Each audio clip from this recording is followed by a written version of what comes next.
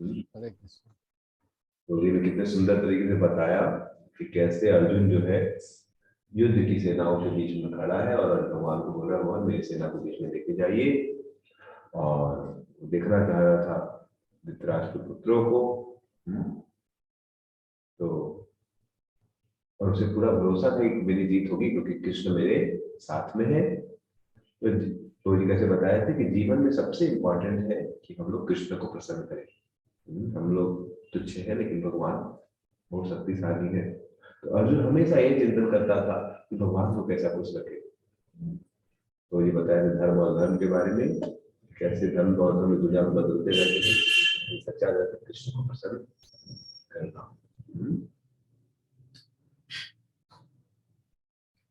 तो एसबीआई का एग्जाम्पल भी दे रहे थे कि बैंक में ट्रेनिंग होती रहती है या बैंक का धर्म निभाइए। क्या टाइमिंग में अगर आपका ससुर जी भी आ जाए तो उनको भी आपको पैसा नहीं दे सकते अगर वो नियम तोड़ के। तो अब हम लोग आज आगे सुनेंगे 14 नंबर श्लोक 24 नंबर श्लोक पे। हरे कृष्ण। हरे कृष्ण। हरे धन्यवाद कृष्ण। प्रभु जी।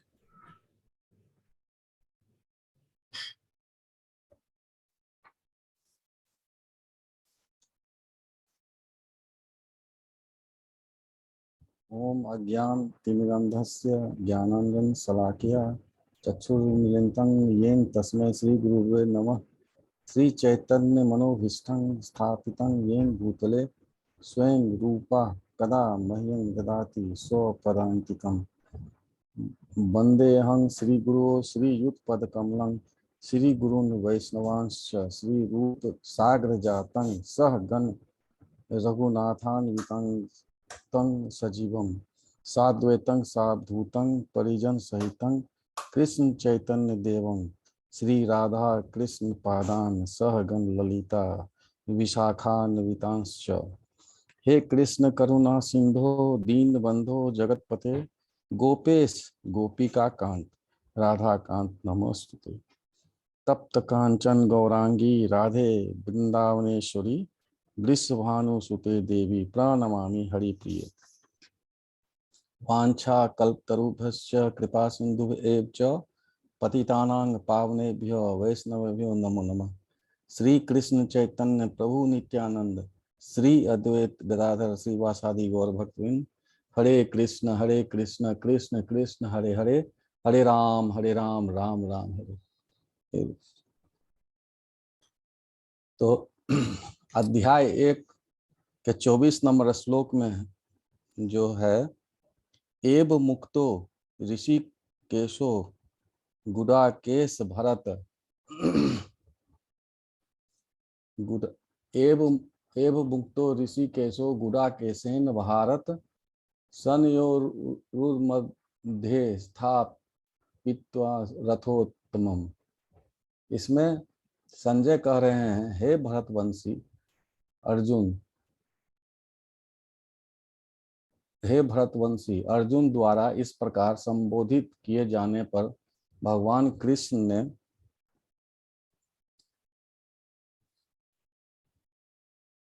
दोनों दलों के बीच उस उत्तम रथ को लाकर खड़ा किया।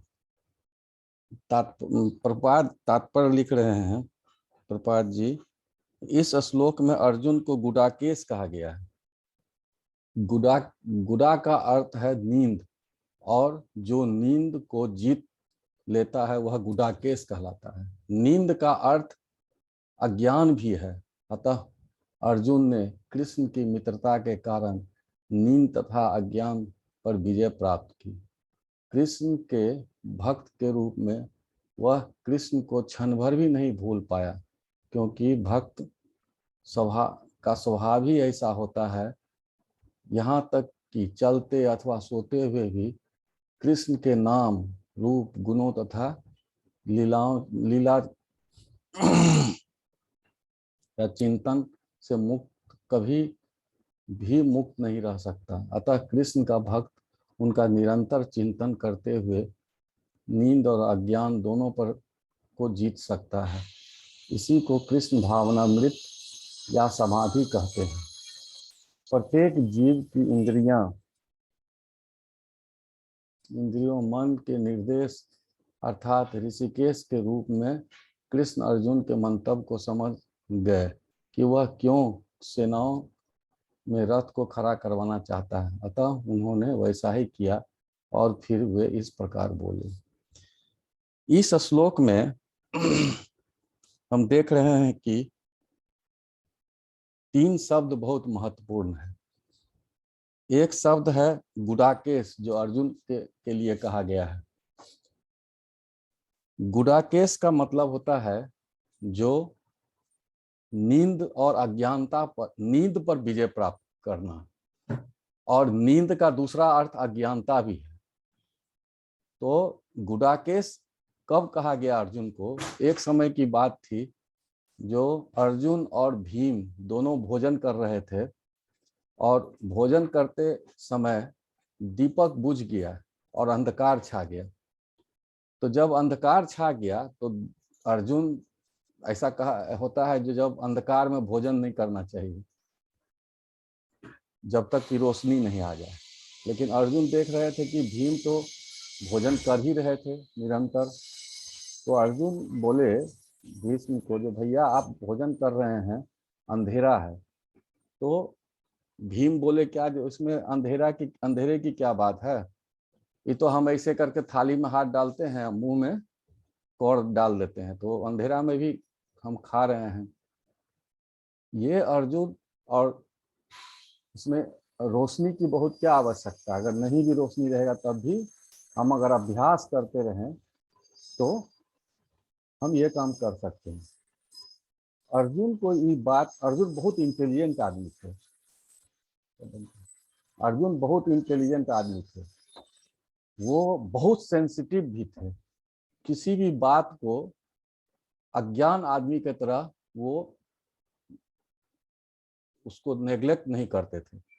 वो हर बात को, उसको बहुत सेंसिटिव थे, इसलिए हर बात का अर्थ समझने की कोशिश कर रहे थे। तो वो बाद में चिंतन किए, जब भोजन कर, अंधेरे में हम भोजन कर सकते हैं, तो अंधेरा में हम युद्धा अभ्यास क्यों नहीं कर सकते? ये भी तो हम कर सकते हैं, उसमें करके देखना चाहिए। तो वो अंधेरे में युद्ध अभ्यास करने लगे। एक बार उनके गुरुजी द्रोणाचार्य देखे कि रात भर ये अभ्यास कर रहे हैं, तो उन्होंने अर्जुन को कहा, जो तुम रात भर अभ्यास करते हो, तुमको नींद नहीं आती है? तो अर्जुन बोले, क्या जो आप जो पाठ दिए हैं उसमें आप अच्छा से अच्छा कौशल दिखाने के लिए हम इस तरह का अभ्यास करते हैं, इस तरह से अभ्यास करने की कोशिश कर रहे हैं। तो द्रोणाचार्य जी को बहुत ये बात अच्छा लगा, जो ये इसको नींद, सबसे बड़ा बात है नींद, नींद पर इस तरह से कंट्रोल है, और ये अभ्यास पर अभ्यास करते हैं। जबकि हम लोग नींद के पर इतनी कमजोरी है, जब हम लोग अगर 16 माला जप करते रहते हैं, कितना भी सो के उठते हैं, लेकिन जब करते रहे तुरंत नींद आने लगती है, या पढ़ाई करते हैं या कुछ भी करते हैं। लेकिन ये आदमी ऐसा है जो इसको नींद पर इतना कंट्रोल है और इस तरह से अभ्यास कर रहा है। उसी दिन से उनका नाम गुडाकेश पड़ा। और दूसरी बात है जो वो नींद पर तो कंट्रोल है ही, दूसरी बात है जो वो इतने सेंसिटिव थे ज्ञान के प्रति कि हर चीज का ज्ञान प्राप्त करना चाहते थे। ये नहीं कि बहुत सा चीज आया जो हमारे मतलब का नहीं है और हम उसके प्रति सोए हुए हैं, हमको क्या, ऐसा नहीं था उनमें। वो हमेशा सजगता के साथ और हर चीज में भगवान कृष्ण को केंद्रित करके उससे ज्ञान प्राप्त करना चाहते थे। इसीलिए अंधकार जो है अज्ञानता का, वो उस पर कंट्रोल उनका था, इसीलिए उनका नाम गुडाकेश पड़ा। और गुडाकेश का मतलब है जो अपने इंद्रियों पर कंट्रोल करना, और नींद पर कंट्रोल करना, और अज्ञानता पर कंट्रोल करना। तो ये कंट्रोल तभी हो सकता है जबकि इसमें एक और शब्द है ऋषिकेश। भगवान श्री कृष्ण को ऋषिकेश भी कहा गया है। ऋषिकेश का मतलब है जो हर जीव के मन और बुद्धि पर कंट्रोल ऋषिकेश ही करते हैं। आपका मन और बुद्धि हमेशा भगवान श्री कृष्ण पर लगा रहे, तो ये कृपा जब तक भगवान श्री कृष्ण के द्वारा नहीं होगी आप नहीं कर सकते, कितना भी प्रयास कीजिए। पहले उनकी कृपा होना आवश्यक है। और कृपा तभी होगी जब आप जीवन के हर क्षण हर पल में भगवान श्री कृष्ण को याद करते रहते हैं। जैसे हम कोई भी काम कर रहे हैं, मान लीजिए भोजन पका रहे हैं, तो हमारे मन में ये चलते रहना चाहिए, जो ये भोजन भगवान श्री कृष्ण को कैसे लगेगा, अच्छा क्या इसमें करें जो उनको टेस्ट अच्छा जाता है। हम किसी से अगर बात कर रहे हैं कोई भी टॉपिक पर, संसारी बात, तो हमको ये दिमाग में रहना चाहिए जो सामने वाला आदमी में कृष्ण है, कृष्ण का अंश है। तो हमको जब ही हमारे मन में आएगा जो हम कृष्ण के अंश से बात कर रहे हैं, तभी हमारे बोली वाणी और सोच में अनुशासन आ जाता है कृष्ण के नाम से ही। तो एक भक्त को देखिएगा जो वो बहुत विनम्र, अनुशासित और धैर्यपूर्ण ढंग से बात करता है। वो हम लोग की तरह चिल्लाने नहीं लगता है, कोई बात को नहीं समझ रहा है कोई बात तो चिल्लाने लगा, काहे नहीं तुम समझ रहे हो। एक भक्त जो होते हैं वो एकदम अनुशासन के अंतर्गत बहुत स्थिर भावना से बार बार अपनी बात को कहते हैं। तो सामने वाला जो है, और उसको ये मन में रहता है जो सामने वाला कृष्ण है, तो मर्यादित हो जाता है आदमी। और कृष्ण को हम डांट के नहीं समझा सकते हैं। कृष्ण को क्योंकि जनरली सब दास भाव में शुरू भक्ति में है, हम लोग शुरू में तो दास भाव होता है, और एक दास जो है अपने मालिक को डांट के नहीं समझा सकता है जब तक कि वो मित्र भाव में नहीं आता है या माधुर्य भाव में नहीं जाता है। तो हमको हमेशा कृष्ण के बारे में हमको सोचना है। तो ऐसा हम देखते हैं, जैसे हम कहीं काम करते हैं, बिजनेस करते हैं, परिवार में है, कोई तरह का बात है, दियाद गोतिया फलना चिलना सांसारिक मैटर है, उसमें भी हम अगर ये सोचते हैं जो हम कृष्ण से ही बात कर रहे हैं, तो इससे क्या होगा, जो हम हमेशा कृष्ण के चिंतन में रहते हैं और कृष्ण के भावना भावित होकर हम दूसरों से अपना रिलेशन रखते हैं, अपना स्वभाव अपना सब कुछ रखते हैं। कोई ऐसा भी आदमी है जो हमारे विरुद्ध षड्यंत्र करता है, जो हमको पता है, या हमारे से हमको अपमान करता है, और हम जैसे किसी से लड़ाई करते हैं तब मेरा अपमान होता है तो कोई बात नहीं, लेकिन हम किसी का अच्छा करते हैं, वो आदमी अपमान करता है तो हमको बहुत दुख होता है। लेकिन उस समय हमको ये समझना चाहिए जो सामने वाला आदमी भी कृष्ण ही है, और ये मेरा अपमान क्यों कर रहा है बिना मतलब का, इस जन्म में हम इसका कुछ नहीं बिगाड़े हैं तब भी ये अपमान कर रहा है। तो हमको उससे चिंतित नहीं होना चाहिए, हमको ये सोचना चाहिए जो सामने में कृष्ण है तो अपमान मेरा ये आदमी कर रहा है, तो कृष्ण ही हमारा अपमान कर रहे हैं। और कृष्ण जब हमारा अपमान कर रहे हैं, वो हमारे मालिक हैं, तो इसका मतलब है जो पिछले जन्म में कुछ ऐसा हम गलत काम किए हैं जो इस भगवान हमारे इच्छा के विरुद्ध भाव उस आदमी को देख के, जो कि हमारा लगता है कि हमारे साथ अच्छा नहीं हो रहा है, तो ये तब भी ये घटना घटित हो रहा है मेरे प्रति, तो इसका मतलब मेरा पाप कट रहा है। हमको हमेशा ये सोचना चाहिए जो मेरे अगेंस्ट में या मेरे इच्छा विरुद्ध कोई भी काम नहीं हुआ है। अपने जिंदगी में बहुत सा काम लोग करता है, जो बहुत मेहनत करता है, सच्चा दिल से मेहनत करता है, तो मेहनत करता है तो बहुत बार क्या होता है, सफलता मनोनुरूप मिल जाती है। लेकिन बहुत बार क्या होता है कि मनोनुरूप सफलता नहीं मिलती है तो हमको खराब लगता है। तो उस समय हमको ये सॉरी, हरे कृष्ण, उस समय हमको ये समझना चाहिए जो भगवान जो है हमारा किसी जन्म का पाप काट रहे हैं, और उसको हमको सहर्ष स्वीकार करना चाहिए। जब हम हर बात में भगवान के द्वारा दिया गया बात समझ के हम उसको सहर्ष स्वीकार करने लगेंगे, तो इसका मतलब है इसी को कहते हैं समाधि, क्योंकि हर चीज को हम कृष्ण से जोड़ रहे हैं। अभी हम जो ये बात कर रहे हैं, जो इस भगवान के प्रति जो हम बोल रहे हैं, ये भी भगवान के द्वारा ही रचित सब कुछ है, ताकि ऐसा माहौल बन रहा है कि हम बोल रहे हैं। मान लीजिए इस बोलने में कोई सामने वाला हमको बहुत बेइज्जत कर दिया, "ए, आपको तो कुछ नहीं बोलने आता है, ये है वो है", तब भी हमको गुस्सा नहीं करना चाहिए। हमको ये सोचना चाहिए जो भगवान श्री कृष्ण के द्वारा ही उन्हीं का अरेंजमेंट है जो हमारे साथ ऐसा व्यवहार हो रहा है, अच्छा व्यवहार नहीं हो रहा है। तो हर चीज को अगर हम भगवान से जोड़ के करेंगे, इसी को कहा जाता है समाधि।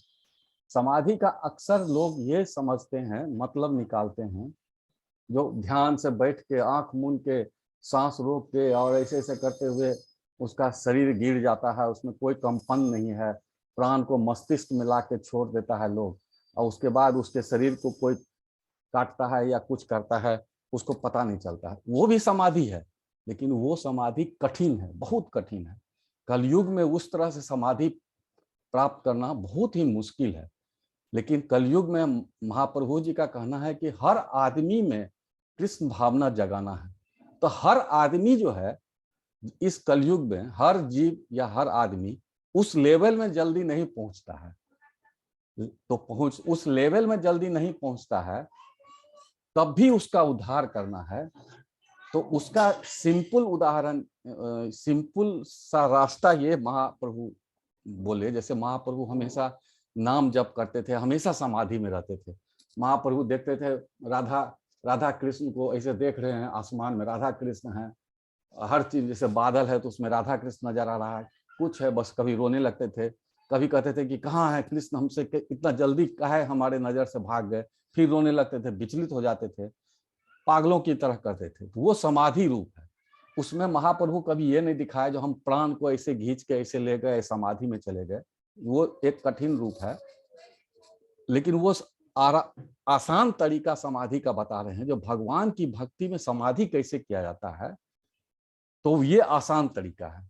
जो हर बात में भगवान को देखिए, हर 24 घंटा में, जैसे सो रहे हैं तो भगवान का नाम लेकर सो रहे हैं, उठ रहे हैं तो भगवान का नाम, किसी से बात कर रहे हैं तो हमको भगवान का नाम, हम समझ रहे हैं कृष्ण से बात कर रहे हैं। जब ये से हम समझेंगे कृष्ण से बात कर रहे हैं, तो मेरा सारा हमको डिसिप्लिन होना चाहिए। जो कृष्ण से बात कर रहे हैं तो किस तरह से बात करना चाहिए, बर्दाश्त करने, धैर्य करने, ये सब सारा डेवलप हो जाता है। जो जैसे बड़े आदमी से कोई बात करता है तो अपना सारा दुर्गुण तत्काल छोड़ के लोग अच्छा से बात करता है। भय से ही, मान लीजिए भय भी है तो हम अच्छा से बात करेंगे।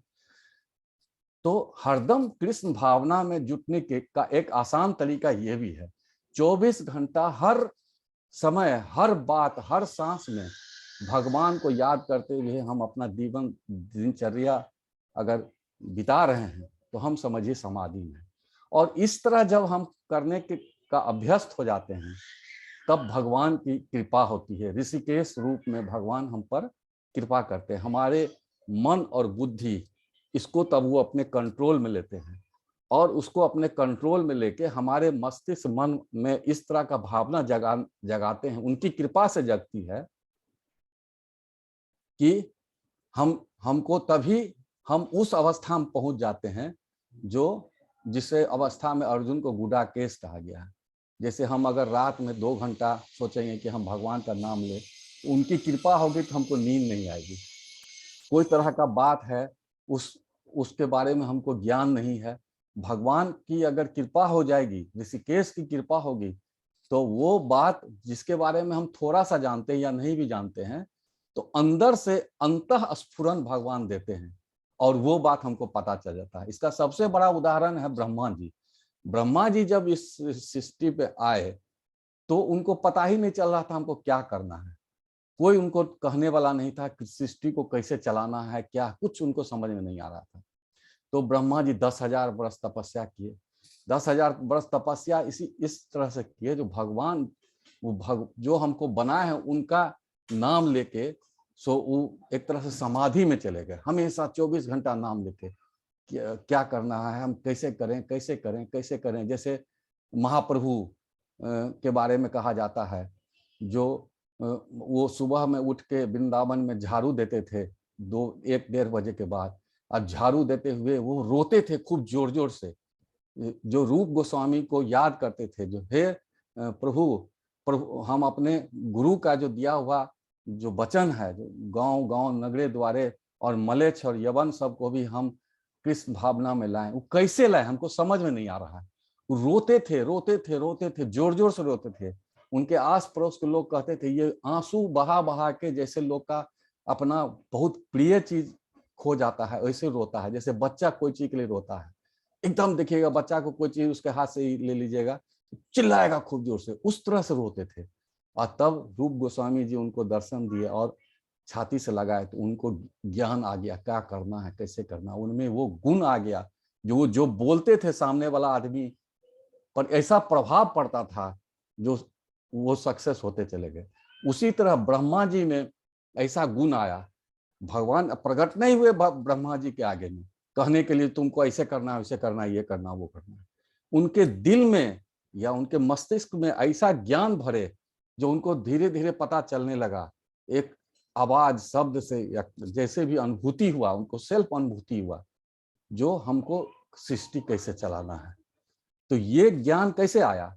भगवान तो प्रकट होकर नहीं ज्ञान दिए, तो इसी को समाधि कहते हैं। उसी तरह अगर हम 24 घंटा भगवान के हर बात में भगवान का समाधि के रूप में हर ये कार्यकलाप भगवान के को केंद्र में रख के, भगवान को समझ के, सामने में मेरी पत्नी भी है तो हमको ये देखना है कि इसमें कृष्ण है, तो हमको पत्नी से कैसे व्यवहार करना चाहिए, बच्चों से कैसे व्यवहार करना, या और रिलेटिव से कैसे व्यवहार करना, या दुश्मन से कैसे व्यवहार करना चाहिए, सब में हमारा देखिएगा कि डिसिप्लिन टाइप का हो जाता है और तब हम अच्छा से व्यवहार करना सीख जाते हैं। तो वो जब ही हम समाधि में आते हैं और 24 घंटा भगवान को याद करते हैं तो भगवान ऋषिकेश के रूप में हमारे मन और बुद्धि में को ऐसे कंट्रोल करते हैं जो हम समाधिस्थ हो जाते हैं और हमको ज्ञान अपने इंद्रियों पर कंट्रोल हो जाता है और अपने अज्ञानता को हम भगा सकते हैं। ये समाधि हुआ। इस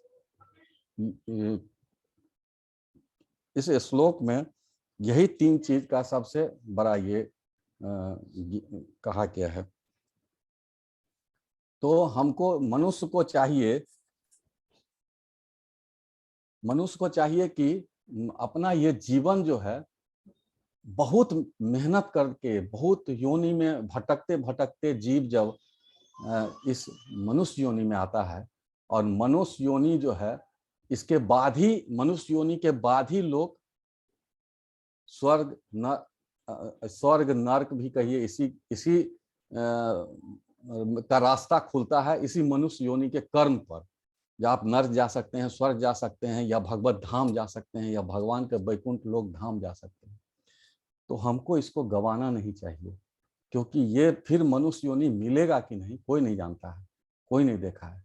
तो कोई भी आदमी जिस अवस्था में भगवान से जुड़ा, कोई आदमी 70 वर्ष की अवस्था में भगवान से जुड़ा, या 80 वर्ष की अवस्था में भगवान से जुड़ा, या कोई आदमी 20 वर्ष की अवस्था में भगवान से जुड़ा, या 19 वर्ष की अवस्था, इसकी चिंता नहीं करना चाहिए।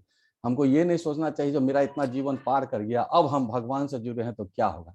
नहीं, अगर आप 4 दिन भी समाधि की अवस्था में हैं, 15 दिन भी अगर समाधि की अवस्था से मनोभाव से भगवान को याद करते हैं, अपना व्यवहार करते हैं, तो समझिए वो 4 दिन ही आपका उद्धार है। इसलिए हमको घबराना नहीं चाहिए। लेकिन इस तरह का समाधि वाले अवस्था में आने के लिए अभ्यास की आवश्यकता होती है, और अभ्यास का सबसे प्रथम स्टेप है महाप्रभु का कहा हुआ, जो कम से कम 16 माला का महामंत्र जाप कीजिए। 16 माला महामंत्र जाप करने से ये होता है कि 16 गुने 108 गुने 16 आप कीजिएगा तो लगभग 27,000 28,000 के बीच आपका भगवान का नाम आप ले रहे हैं। 16 शब्द का जो अक्षर है वो सब भगवान का नाम, हरे भी भगवान है, कृष्ण, हरे और राम सब भगवान है, तो 16 बार। तो एक साधारण मनुष्य जो है, जो एथलीट नहीं है या बहुत परिश्रम नहीं करता है, साधारण है, दिन भर अस्थिर से कोई काम करता है, तो लगभग उसका सांस यही 27-28,000 के बीच में उसका सांस चलता है। तो मोटा मोटी समझिए हर सांस में आप भगवान का नाम ले लीजिए। तो आप अगर 16 माला कर लेते हैं तो हर सांस में भगवान का नाम ले लिए। इसी को कहा जाता है जो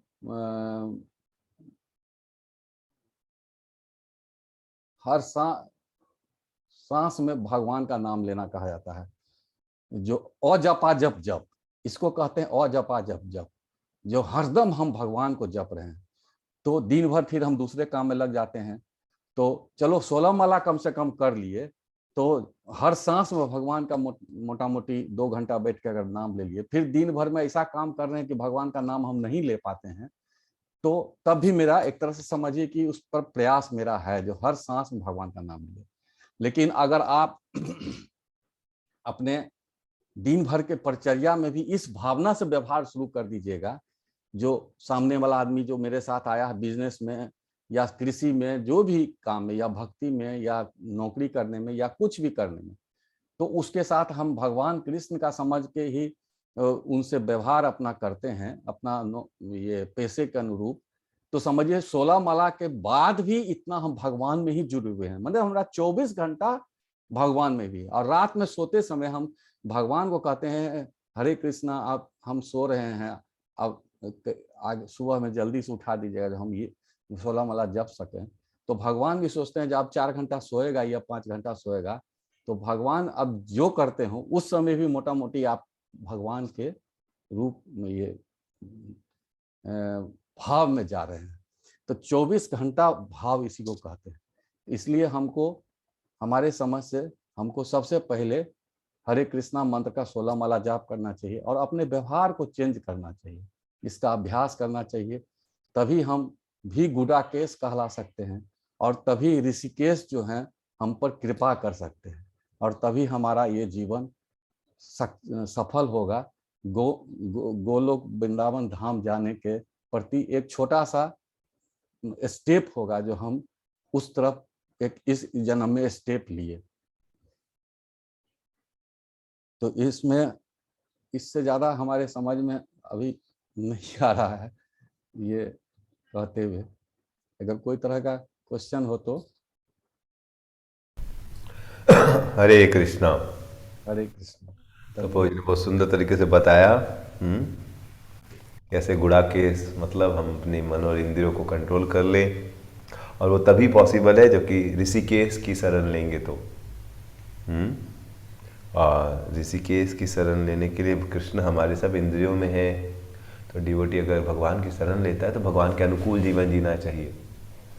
हमें हमेशा कोई भी परिस्थिति में भगवान की कृपा को देखना चाहिए। कोई हमारा विपरीत भी कर रहा है तो उसको भी हमें कृष्ण की कृपा हेतु देखना चाहिए कि नहीं, कृष्ण अभी मैंने कुछ बुरा नहीं किया, पहले का कुछ किया होगा, इसके द्वारा कृष्ण मुझे और शुद्ध कर रहे हैं। तो यह असल समाधि है, न कि आप कहीं जाके बैठ जाएं जंगल में और फिर आपको मन में चलता रहेगा। कोई आदमी जंगल में चला जाता है और सोच रहा है घर गृहस्थी कैसा है, तो वो समाधि कहाँ हुआ।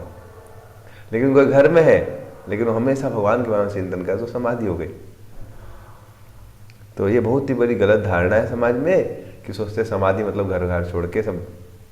लेकिन समाधि मतलब मन की स्थिति, जिसकी मन की हमेशा स्थिति है कृष्ण कैसे खुश होंगे, वो सचमुच में समाधि में है। प्रभुपाद ने घर घर में समाधि की अपॉर्चुनिटी दी है। हम लोग 16 माला जप करके भगवान का नित्य स्मरण कर सकते हैं। भोजी ने बताया कैसे ब्रह्मा जी भी इतनी शक्ति पाए, कैसे भगवान का भजन करने से अजपा जप कर सकते हैं हम। आज का समाधि का अभ्यास करना पड़ेगा, इसलिए प्रभुपाद 16 माला का सरल सा मार्ग बताया है। किसी का कुछ प्रश्न है तो पूछ सकते हैं।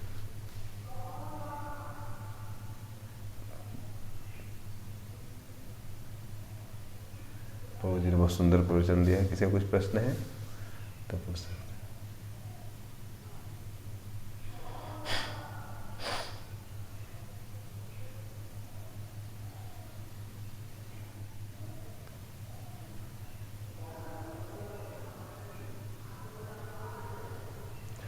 तो मेरा एक प्रश्न था, मैं पूछता हूँ, ठीक है? हरे कृष्ण। कि आपने बताया कैसे कोई अगर हमारा बुरा कर रहा है, जिसका हमने बुरा नहीं किया फिर भी हमारा बुरा कर रहा है, तो हमें कैसे उसको, मतलब आपने बताया कि हमें समझना चाहिए कि वो भी कृष्ण की कृपा है। तो मान लीजिए कोई आपके साथ गलत कर रहा है, तो जो आपने नहीं किया उसके लिए भी आपको दोषी बताया जा रहा है, तो केवल हमें उसे कृष्ण की कृपा समझ के मान लेना चाहिए, कुछ हमें प्रतिक्रिया करनी चाहिए। मान लीजिए कोई देखिए, लड़का है, उसको कोई लड़की पत्नी फंसा दे रही है डाइवोर्स में, या कुछ गलत उलत बोल के, तो लड़के को हरे कृष्णा करके छोड़ देना चाहिए, या बस कुछ उसको भी प्रयास करना चाहिए? नहीं, इसमें भगवान कहते हैं अपना प्रयास मत छोड़ो। सबसे पहले तो बात है जो हर आदमी के जीवन में हम पैदा क्यों लेते हैं इस लोक में।